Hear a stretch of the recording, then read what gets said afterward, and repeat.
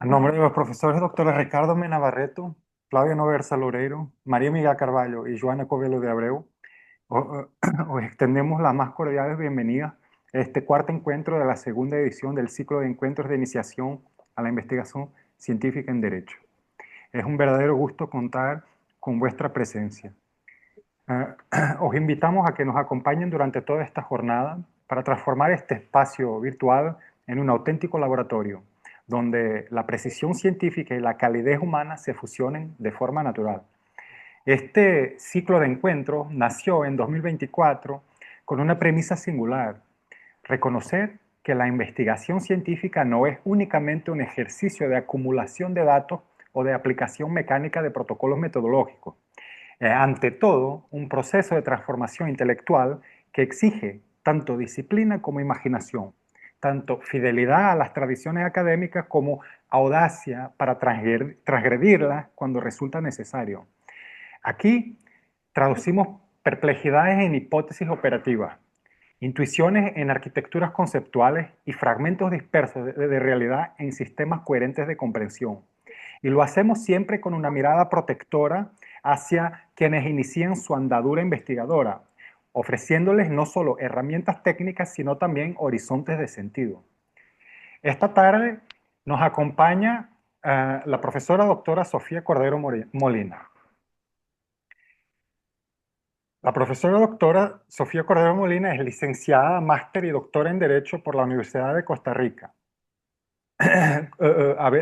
habiendo obtenido la distinción summa cum laude. Um, Ella es docente y es investigadora a tiempo completo en la Facultad de Derecho de la Universidad de Costa Rica. Su labor intelectual se despliega en un abanico de preocupaciones que incluyen la filosofía del derecho, el derecho de la familia, la teoría social, los derechos sexuales y reproductivos, la investigación, acción social y el derecho y el lenguaje. Su trabajo representa un esfuerzo sostenido por vincular las estructuras normativas de las dinámicas vitales concretas de los sujetos jurídicos, especialmente aquellos situados en posiciones de vulnerabilidad o subalternidad. En un abrir y cerrar de ojos, profesora, ¿quién es usted? Bueno, muy buenos días acá en Costa Rica. eh, para mí es un placer poder acompañarles a ustedes y agradezco muchísimo la invitación que me han realizado. Em, yo soy primero que nada persona, antes de creo que de uno ser científico, investigador, abogado, abogada, siempre se es persona y eso no hay que perderlo de vista precisamente por todas las cuestiones y ámbitos, digamos, del saber que también tenemos como ser humanos y de ahí los intereses que nos vayan a surgir.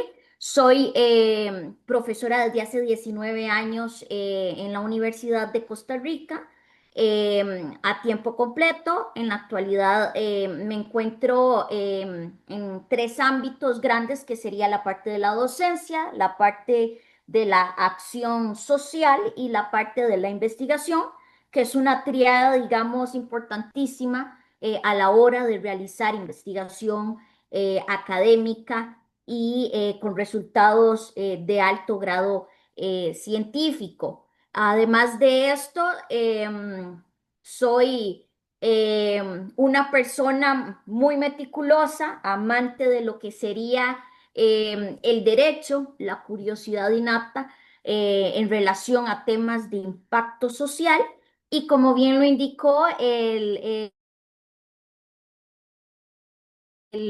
profesor Robert, me encargo de intentar dar algún aporte desde mi trinchera como mujer investigadora a lo que sería la respuesta de ciertas preguntas específicas en mis áreas de interés, como ¿verdad? La filosofía, temas de derechos sexuales reproductivos, de familia y demás, a lo que sería el ámbito de la sociedad. Creo que así me podría definir a grandes rasgos. Muchas gracias, profesora. Nos interesa reflexionar sobre los motivos y las situaciones particulares que os llevaron a elegir el camino de la investigación. ¿De qué manera las comunidades intelectuales han nutrido y desafiado vuestra perspectiva? ¿Cómo se negocia, cómo se negocia la fidelidad a una tradición teórica con la apertura a cuestionamientos que provienen desde otras genealogías de pensamiento? Vuestra trayectoria académica combina filosofía del derecho, derecho de familia y una clara orientación hacia la acción. ¿Cómo se articula en vuestra práctica investigadora el trabajo teórico riguroso con el compromiso transformador? ¿En qué momento de vuestra formación emergió la necesidad de no separar comprensión crítica y praxis emancipatoria? Claro. Eh, bueno, vamos a ver, creo que siempre uno tiene como una suerte de gusanito, ¿verdad? Que le insta a el pensamiento crítico y al cuestionamiento de circunstancias no solo sociales, sino también de intentar comprender el mundo desde un ámbito que va más allá de la parte teórica. Em, yo creo que es un aprendizaje constante y en eso tengo que agradecer también a quienes fueron mis mentores académicos y mis maestros, quienes siempre incentivaron en mí pues esta necesidad de no quedarse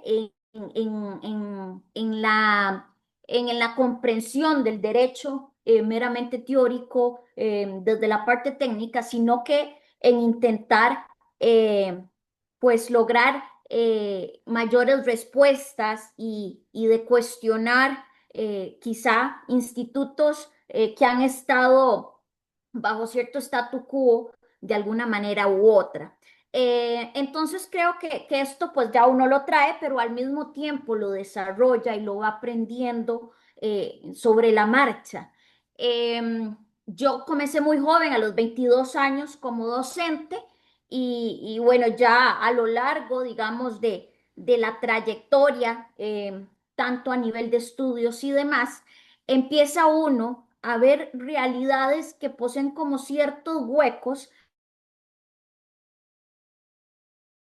donde se requiere no solamente la búsqueda de estos datos, de investigar, de indagar qué es lo que está sucediendo, sino que además de una intervención desde estas tres aristas que les comentaba con anterioridad.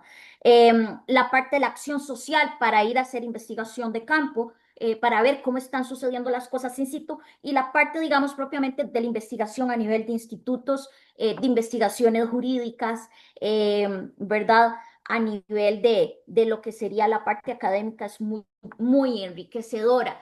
Pero también hay una tercera pata que sería, digamos, esta pata de la docencia, en donde es una obligación de uno como profesor el incentivar y devolver un poco esto que en algún momento sembraron algunos profesores en mí de esta curiosidad, también en los estudiantes y las estudiantes. Y es precisamente esta suerte de inspiración y de brindar herramientas, como me lo hicieron a mí en aquel momento, para que estas personas puedan continuar con una labor también de investigación posterior. Esto se logra, creo yo, por medio de la parte de la docencia, inspirando y dando el ejemplo también. Y aquí voy a dar algo que quizá no sé, pero en mi país sí todavía tiene una brecha importante y es la parte del género. La mayoría de investigadores a nivel académico son hombres y no mujeres. Incluso cuando yo me doctoro, en mi generación era, digamos, básicamente la segunda mujer que me doctoraba a lo largo, ¿verdad?, de lo que eran las cortes en ese momento. Entonces, creo que también esa parte de incentivar a las estudiantes, mujeres, de que vean de que esto es un ámbito para todos, ¿verdad? Hombres, mujeres y demás, que pudiera ser explorado y que además es menester la incorporación de distintas visiones en el ámbito de la investigación. Entonces, considero que es una cuestión que va naciendo paulatinamente, que se va logrando y que creo que al final de cuentas uno no logra nunca finalizar, ¿verdad? Es una constante. Pero sobre todo hay dos ingredientes que para mí son fundamentales, que es el tema del pensamiento crítico, del cuestionamiento de lo que serían las estructuras en general, de ubicarse en el derecho de la higienización de los lenguajes, que para mí es sumamente importante, la elección de posturas y además de esto, de lo que sería un salto cualitativo a nivel de la teoría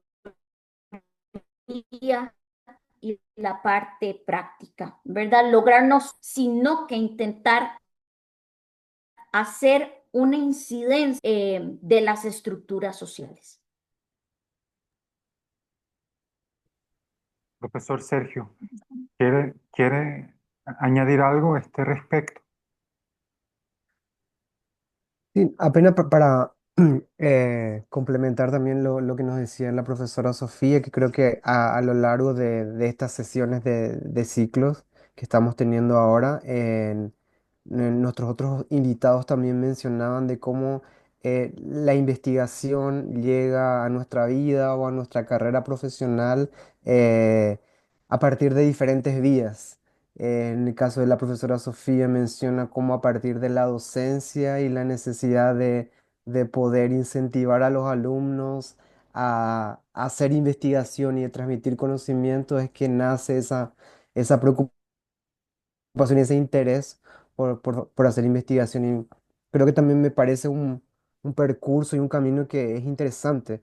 Y creo que en cierta medida también nos lleva a transitar eh, por esas eh, por esas dos vías, docencia, investigación, que en algunos momentos también, a pesar de ser dos actividades diferentes, ambas se complementan, son necesarias y creo que los favorecidos no somos los profesionales docentes o investigadores, sino también los alumnos. Entonces que se enriquecen también con esa doble formación que a veces querramos o no querramos, se encuentran conectadas y creo que es también como una exigencia para nuestra formación y nuestra capacitación constante también. Mm. Es común que aparezcan dudas al momento de definir una pregunta que sea relevante y que cumpla con el rigor necesario para que sea abordada científicamente.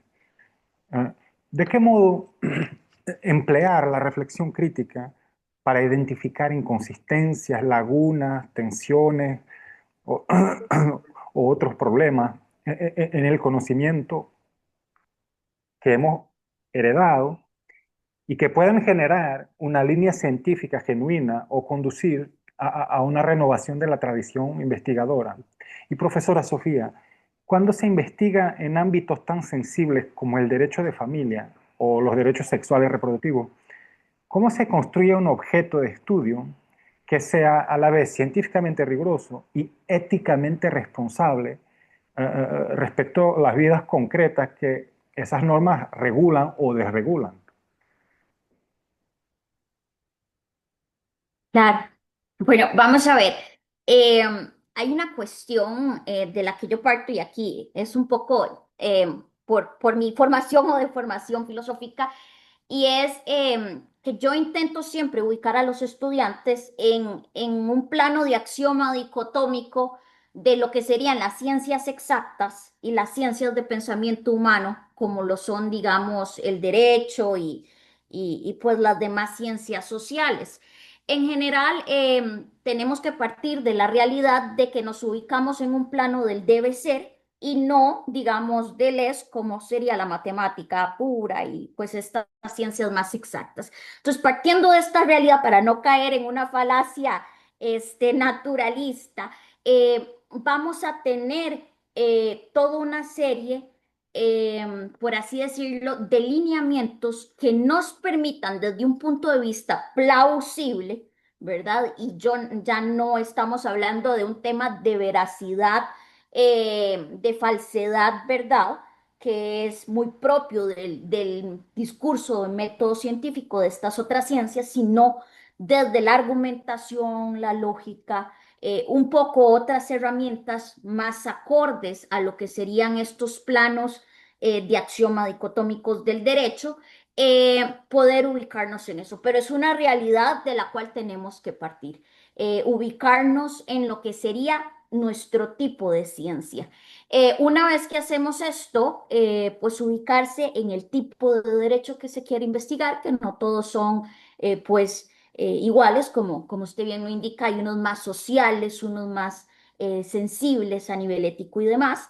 Creo que quizá el segundo aspecto que vendríamos a tomar en consideración es la parte de evitar las confusiones y las trampas. Confusiones y trampas que nos tiene el lenguaje jurídico, como lo tiene cualquier lenguaje propio de lo que sería cualquier saber, ¿verdad? No solamente el derecho, pero el derecho tiende a ser tramposo en temas lingüísticos, y tiende a dotarnos de lo que serían conceptos jurídicos indeterminados, toda una serie de falacias y demás que tenemos que higienizar. Entonces, una vez ubicándonos, higienizamos este lenguaje, logramos entender cuáles son, digamos, estas cuestiones tramposas a nivel de lo que sería la parte lingüística, un poco desde el punto de vista de un Wittgenstein, ¿verdad? Eh, evitar, digamos, caer en estas trampas del lenguaje y posteriormente ya podemos elegir nuestra postura. Sí creo, y esto es un tema de honestidad intelectual y de responsabilidad muy propia a nivel intelectual, y es el hecho de que tenemos que elegir una postura en relación a nuestra investigación. Yo sí soy, digamos, como muy tajante en eso. Creo que usualmente los investigadores y las investigadoras tienden como ahí a irse en la parte más neutral del asunto, siempre como desde un punto de vista de observador y con toda la intencionalidad pues más académica y científica, pero uno como ser humano, y por eso partí, digamos, la primera pregunta que usted me hizo diciendo que soy persona, uno como ser humano tiene ciertos sesgos y posturas que asume. Y esas posturas se asumen con responsabilidad.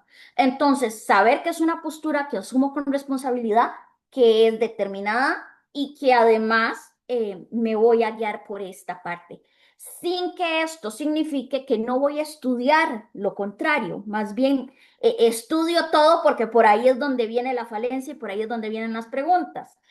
Una vez que logro, digamos, posicionarme en esto, tener claridad para poder tener precisión a la hora que voy a determinar mis objetivos y a la hora que voy a escribir. Eh, Lograr, además de esto, saber que esta postura va a tener una incidencia, que no puede quedarse meramente en el mundo de las ideas, sino que como diría el tercer mundo de Popper, tenemos que ubicarlo, ¿verdad? También en este plano más de la parte social. Entonces, que no haya un quebrantamiento epistemológico entre la realidad y la teoría, sino que logremos ubicar eso. ¿Qué efectos prácticos tiene esto? ¿Para qué me va a servir? ¿Qué hago yo con esta cuestión si no logro plasmarla y que me tenga incidencias a nivel de una realidad?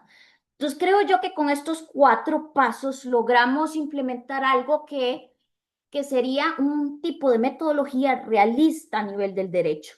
Y pues va a tener un montón de contratiempos como cualquier otra investigación. Vamos a sufrir en búsqueda de información, quizá por aquí, por allá, como cualquier investigación que siempre tiene sus altibajos, pero creo que con esta claridad mental y este posicionamiento vamos a poder salir avante en lo que sería la investigación. Y en relación a la segunda pregunta que me hacía desde el punto de vista de la ética y demás, bueno, en muchísimos centros de investigación poseen su comité científico y su comité ético, ¿verdad? Que vienen a revisar pues estas cuestiones de antemano, por lo menos es así en la Universidad de Costa Rica, a ver si hay pues alguna incidencia por ahí, sobre todo cuando se tocan temas más relacionados con bioética, ¿verdad? Y temas un poco más de incidencia con seres humanos o incluso manejo de animales y así. Sin embargo, creo que desde la parte más personal, ya eso es una labor que como investigador y como investigadora, cada persona debe tomarse muy en serio la labor que realiza, pensando no solo, digamos, en su investigación como un producto propio, sino como una investigación con repercusiones a nivel académico y a nivel social. Y creo que la labor de la investigación y de lo que es la docencia, la acción social, siempre debe ir encauzada desde el punto álgido de lo que sería el humanismo, ¿verdad? El humanismo, el centro de toda investigación siempre va a ser pues el ser humano como última primicia, ¿verdad? Entonces, si vamos a hacer una investigación que no vaya a promover o a mejorar las situaciones en general, creo que partimos ya desde un punto perdido a nivel de la investigación. Profesor, Sí, sí, no, y estaba pensando acá con la respuesta de la profesora Sofía y concuerdo que ese primer gran desafío que tenemos en la enseñanza del derecho y aproximar el derecho a la investigación está relacionado con cuál es el lugar que ocupa el derecho como ciencia, o sea, qué es el derecho como ciencia y cómo se hace ciencia en derecho. Y en ese sentido también... eh, en algunos momentos creo que juega también un papel importante poder ofrecer a los estudiantes esas diferentes definiciones o conceptos de lo que significa el derecho, porque del concepto de lo que se entiende por derecho para cada uno es a partir de ahí hacia donde va la investigación. O sea, investigaciones que consideran el derecho desde un punto de vista estrictamente dogmático, otros que ven el derecho más como un instrumento de cambio, de transformación social. Las investigaciones van por otro camino. Cuando el derecho significa más un componente o que tiene una definición un poco más filosófica, estética, investigativa, también el camino metodológico va por otra vertiente. Y en ese sentido lo que yo le preguntaría a la profesora Sofía es, durante su aula y su experiencia en la docencia y en la investigación, eh, de cómo ve esa preocupación con relación al tema y problema de investigación de los estudiantes. O sea, ¿cuáles serían así en líneas generales temas o problemas como más recurrentes? ¿Todavía son esas investigaciones en derecho estrictamente dogmáticas o ya vemos investigaciones un poco más con una preocupación social, preocupada con el impacto social? O cuestiones de género, como la profesora mencionaba, que hoy en día son cuestiones tan importantes, tan relevantes y necesarias en nuestra sociedad. Entonces, eh, ¿cómo es que la profesora Sofía ve ese aprendizaje de los estudiantes y hacia dónde pretenden encaminar sus investigaciones? Claro, es curioso porque desde nivel de grado hasta nivel de posgrado, a nivel doctoral, donde me toca, digamos, trabajar con temas de metodología de investigación y demás con los estudiantes, la preocupación siempre es la misma. Y creo que es una preocupación basada en un tema de ego y de reconocimiento propio. Que mi investigación sea algo novedoso y que sea algo maravilloso, pero creo que se parte desde el ego. Entonces, aquí siempre mi enseñanza es, bueno, pero es que su investigación, si bien es cierto, puede eventualmente tener algún grado de repercusión en un reconocimiento de más, la investigación no tiene que partir, digamos, de esa parte. Tiene que partir de un problema real, de una cuestión que si bien es cierto, le inspire y le mueva porque le va a tomar tiempo realizarla y le tiene que gustar, no puede partir de esa parte ególatra que tenemos nosotros como seres humanos. Entonces, esa es la primera cuestión que veo. La segunda es que la gente quiere inventar una cuestión así súper novedosa, ¿verdad? Una cosa, cuando en realidad muchísimas de las cosas pues ya están puestas sobre el tapete, pero esto no quiere decir que no podamos hacer una investigación rigurosa y con incidencia importante en el ámbito académico y científico. Entonces hay que también ubicar a la gente en ese aspecto. No es que usted se va a inventar una teoría ahí que se sacó y porque todos quieren hacer exactamente lo mismo. Y creo que la tercera cuestión es un poco de miedo en si tienen ya un tema que no sea un tema en el que puedan encontrar información. ¿Verdad? A veces son temas muy novedosos y muy, ¿verdad?, controvertidos y demás, pero el miedo del estudiantado es, no sé si este tema me vaya a dar suficiente para yo poder obtener un resultado. Entonces creo que esas son como las tres cuestiones que veo tanto a nivel de grado como a nivel doctoral. Por supuesto que ya cada grado académico tiene sus distintos retos y no vamos a tratar igual un estudiante a nivel de licenciatura que alguien que ya está sacando su doctorado en algo que tiene que ser muchísimo más exigente. Sin embargo, son esos miedos muy propios de la investigación. Entonces, creo que el acompañamiento siempre es sumamente importante, a veces inclusive hasta para dar confianza. La persona puede que tenga todas las herramientas, pero es un tema de confianza, de le estoy acompañando, también de sentir que hay cierta aprobación de lo va haciendo bien o redireccionemos esto por este lado. Es sumamente importante el acompañamiento de un docente o un profesional con más experiencia que uno para que le vaya guiando en esos aspectos. Y lo otro que hay que indicarle también a la gente, y que esto es muy dado ahora en esta época más de virtualidad, hace algunos años uno era muy de meterse en las bibliotecas, ¿verdad?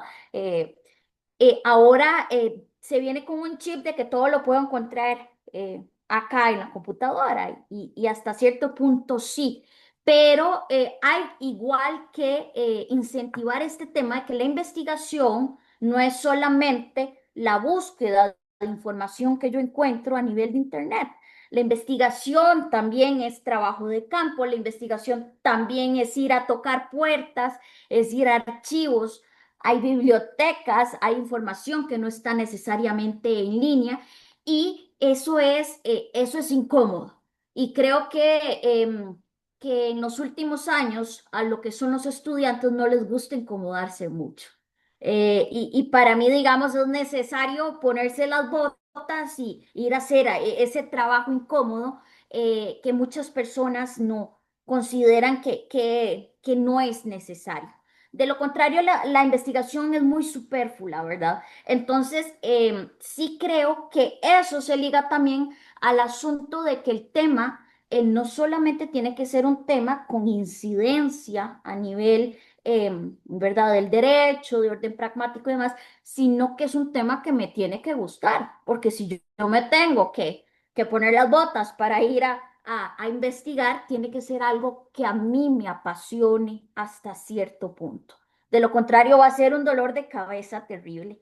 Entonces, ese acompañamiento es fundamental, de tener siempre un mentor o una mentora que le vayan ayudando, diciendo por aquí sí, por aquí no, tal vez esto no es tan importante. Pero sí, digamos, creo que esos tres aspectos que le indiqué son los más recurrentes a lo largo de mi experiencia profesional. Muchas gracias, profesora. Un otro punto es que existe, por lo menos entre nosotros aquí, una discusión muy activa sobre si es conveniente o no adoptar un enfoque interdisciplinario eh, al investigar las áreas del derecho.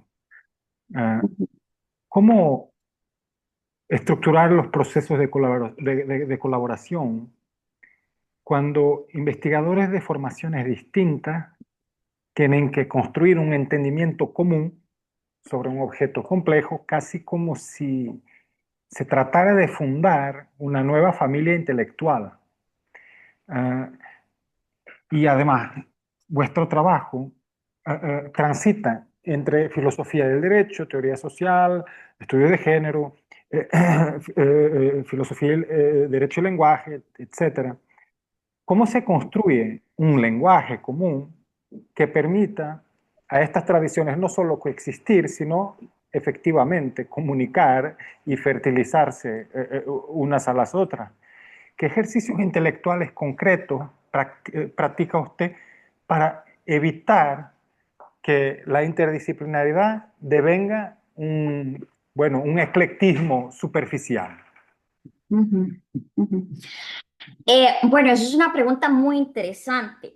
Es compleja y le voy a decir por qué. Sobre todo desde el derecho en Costa Rica, por lo menos, no sé si en otras latitudes es lo mismo.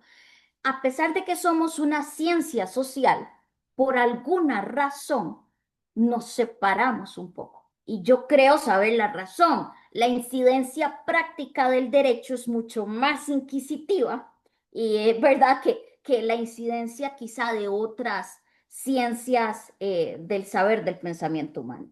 Inclusive, y lo doy como son de ejemplo, la Facultad de Derecho de la Universidad de Costa Rica se encuentra completamente aparte que la Facultad de Ciencias Sociales, porque no se consideran, nunca se han percibido como en un mismo espacio.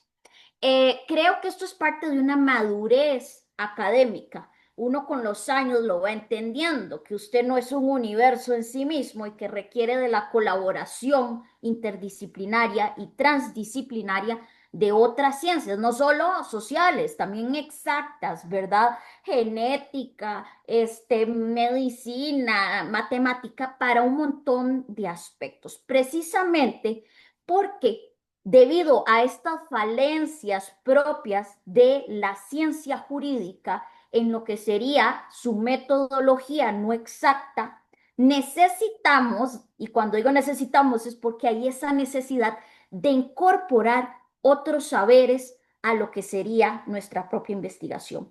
Entonces, les pongo un ejemplo muy burdo, una investigación de paternidad. Imagínense si yo no tuviera mi prueba de ADN. Entonces, ¿qué pido? Fotos, si se parece al papá o a la mamá. No, ya ahora tenemos otras ciencias que me logran incorporar una cuestión que antes no existía. Y así con un montón de temas, desde delictivos, robo de ganado, la parte genética, violaciones, lo que sea. Entonces, eso uno lo puede entender con facilidad, pero aplicarlo como investigador es más complejo.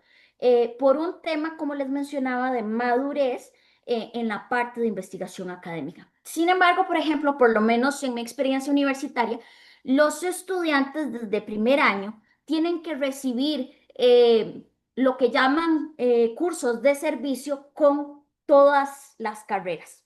O sea, por lo menos hay unos 16 cursos a nivel de malla curricular donde se comparte con gente de todas las carreras. Y en la parte de la acción social, que son los trabajos comunitarios, que yo, digamos, también dirijo, tenemos estudiantes de distintas carreras. Entonces, si yo estoy trabajando temas de derechos humanos, promoción de derechos sexuales y reproductivos, tengo estudiantes de medicina, de arte, de diseño gráfico, de todo, donde ellos se unen con estudiantes, digamos, de la carrera y se dan cuenta que requieren asistencia y requieren también saberes que son igualmente importantes que los que nosotros estamos haciendo. Entonces, se trata de meter eso desde los primeros años y a lo largo de la carrera. Pero ya a nivel de tesis, ¿verdad? Cuando ya tenemos que hacer tal vez este trabajo final de graduación, em, es más complejo. Existe, digamos, la figura de los seminarios de graduación, donde yo puedo tener distintas personas que toquen un tema, enfermería, derecho, y trabajamos una misma temática, pero esto tiene que ser muy promocionado por los docentes. Y aquí es donde también la parte de investigación entra y juega un papel importante. Los investigadores, por ejemplo, del Instituto de Investigaciones Jurídicas de la facultad, dentro de sus proyectos tienen, por así decirlo, la responsabilidad de incentivar a trabajos finales de graduación desde estas distintas modalidades. Entonces, usted no solo, digamos, dirige dicho trabajo, sino que fomenta y les intenta dar como esta cuestión de parte, digamos, de la interdisciplinariedad. Y a nivel de grado y de posgrado, yo he estado, digamos, dirigiendo tesis de maestrías en lo que sería salud pública. Por ejemplo, hice una profesora de derecho. Cuando esto, digamos, se enfoca en un tema que tiene que ver con algunas cuestiones de derecho o porque alguno de mis proyectos así lo facilita y los estudiantes lo buscan a usted. Entonces, creo que se tiene que empezar desde los primeros años de carrera, incentivando, indicándoles de que hay que tener esta apertura. eh, el tema de los lenguajes es complejo, ¿verdad? Porque cada una de las carreras tiene su lenguaje técnico y demás. Sin embargo, creo que hay un lenguaje que logramos tener común y es precisamente no perder de mente que todos estos lenguajes técnicos van a partir de un lenguaje común muy propio. Entonces, creo que sí se logra y hemos tenido resultados importantes. Y también con las áreas de investigación de las diferentes, digamos, escuelas, unidades académicas, facultades, donde se logra tener una lista de profesores con áreas de interés y que estos estudiantes en su tribunal de tesis, que son 5 docentes que tienen que estar presentes, pueden invitar a profesores diversos de la facultad, no solamente digamos que sean todos abogados o abogadas, sino que uno puede ser de psicología, el otro puede ser de sociología, ciencias políticas, y es perfectamente, digamos, eh, permitido mientras cumplan con los requisitos de orden académico exigidos por normativa universitaria. Entonces, no es sencillo. Creo que primero hay que cambiar el chip mental que tenemos nosotros, pero eso se puede hacer desde los primeros años de la enseñanza universitaria. Muchas gracias, profesora. Profesor Sergio, ¿quiere preguntar o añadir algo? Sí, no, apenas quería mencionar que me pareció muy, muy interesante ese ajuste y esa reestructuración, no sé cómo decir, a la malla curricular de hacer que los estudiantes en la Facultad de Derecho se aproximen en cierta medida a otras áreas del conocimiento y sobre todo de entender la realidad social, o sea, de poder después pensar en investigaciones que puedan tener un impacto o que aborden un tema social que sea relevante y no una cuestión estrictamente dogmática como las investigaciones que estamos acostumbradas en el derecho, que tienen que ver con cuestiones de interpretación normativa, de laguna normativa, de derecho comparado, que son vías más comunes en las investigaciones en el derecho.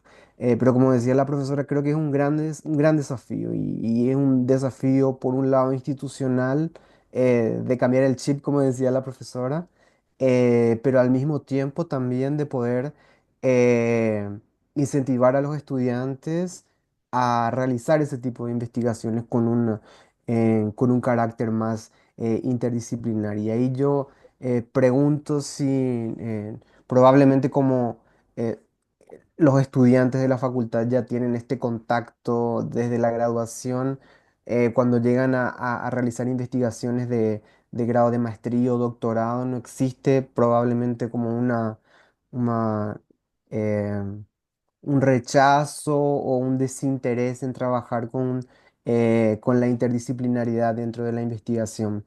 Eh, Eso por un lado, pero también puede haber el otro una otra vertiente, decir, sí, me gustaría trabajar con una mirada, con un enfoque interdisciplinar, pero eso implica también un gran desafío, o sea, de cómo hacer ese diálogo entre derecho, medicina, sociología, comunicación, y cómo hacer que esa investigación, eh, a pesar de que exista ese diálogo, no dejar que la investigación jurídica o relevante para el derecho se convierta en una investigación de otra área o tenga un porcentaje jurídico menor. O sea, creo que ese también es un gran desafío, no solamente para el estudiante, creo que también para el mentor o para la mentora, de poder acompañar la investigación y decir, ¿no? Es importante la interdisciplinaridad, pero es también importante tener en cuenta que esa investigación no pierda su valor o su contribución jurídica. Y ahí la pregunta que yo le haría a la profesora Sofía es, ¿cómo ve con relación a los estudiantes trabajar con temas o cuestiones interdisciplinares? O sea, todavía existe esa idea de que esto no es jurídico, y yo quiero hacer una investigación jurídica, y trabajar con cuestiones o con instrumentos metodológicos, no sé, de la sociología, de la filosofía, em, tenga como un cierto tipo de rechazo, o ya existe una mayor abertura ahora de los estudiantes en trabajar con estas miradas o enfoques en otras áreas de la ciencia. Claro. Bueno, es curioso porque creo que el estudiante de Derecho sigue siendo muy cerrado a esta, digamos, cuestión de trabajo interdisciplinario. Pero creo que hemos ido dando pasitos pequeños y esos pasitos creo que se han logrado también con incentivar con otras cuestiones. Por ejemplo, en la universidad hay un premio que se llama el Premio Fernando Soto Harrison, que es un premio que se le da a la tesis ganadora, no sé, a nivel de ciencias sociales, a nivel de ciencias exactas, y Celiot es muy reconocido, digamos, a nivel académico y tengo entendido que es un premio que dejó un académico que tenía mucho dinero y que además se les da un componente dinerario a las personas que ganan. Usualmente quienes ganan estos premios son aquellas tesis que, bueno, pues obviamente tienen una distinción importante, pero en los últimos años lo han ganado tesis que tienen este componente interdisciplinario. Entonces, por un lado, creo que por ahí se les puede incentivar un poco a los estudiantes, ¿verdad? Con un tema de un reconocimiento de cierto premio, porque la gente se mueve muchísimo por estos incentivos. Pero por otro lado, creo que también es una responsabilidad importante de los centros de investigación, de los docentes y los investigadores que lo promuevan, porque si a usted no le dicen esto existe, tenemos estas posibilidades y se les facilita incluso, la gente no va a hacer uso de eso. Entonces, es una responsabilidad que a mi parecer cae en un 50% en la parte docente, en los consejos científicos, en la parte de investigación. ¿Verdad? Que tenemos que dar este ejemplo de que las investigaciones las estamos abordando de esta forma, y facilitarle a los y las estudiantes, qué sé yo, estos son profesores que también están dispuestos a colaborar. Estas son, digamos, la normativa que se tiene que utilizar, ¿verdad? Esa cuestión. Y por el otro lado, de que no caigamos en investigaciones, por ejemplo, que si es algo derecho y que no caigamos por el otro lado en resultados meramente de otra rama, me pasa mucho, sobre todo con estudiantes que están estudiando una segunda carrera. no sé, estudiaron ciencias políticas por allá, después están estudiando derecho. Entonces, como el fuerte quizá, porque han trabajado toda la vida en el otro lado, es la ciencia política, a veces presentan proyectos muy enfocados en su primera carrera, por ejemplo, o algo que ya han venido trabajando. Entonces, ahí hay que reorientar un poco e indicarle, bueno, me parece bellísimo el tema, pero si usted fuera un estudiante de políticas, ahorita estamos en derecho y sus resultados se tienen que enfocar en la parte jurídica. No importa que haya, digamos, un componente del otro lado, pero esto es una tesis de derecho. Entonces, sí hay que ir redirigiendo un poco estas cuestiones y siempre recordándoles que si su grado académico, el que va a obtener, es de tal, tenés que tener el enfoque y el objetivo principal debe ser precisamente en el ámbito del saber que se está estudiando. Pero ya es su responsabilidad también del lector de esa tesis, del director de esa tesis, de ir redireccionando a estas personas. Entonces creo que aquí básicamente la respuesta que le estoy dando, hay una responsabilidad muy grande en el profesor, en el investigador principal, de no solo incentivar, sino que también ir llevando a estos investigadores a un buen puerto en estas cuestiones.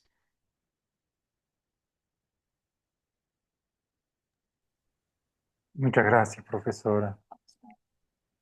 Bueno, profesora doctora Sofía, en nombre de los profesores doctores Ricardo Mena Barreto, Flavia Noversa Loreiro, María Miguel Carballo, Joana Covelo de Abreu y Sergio Ruiz Díaz Arge, os agradecemos profundamente.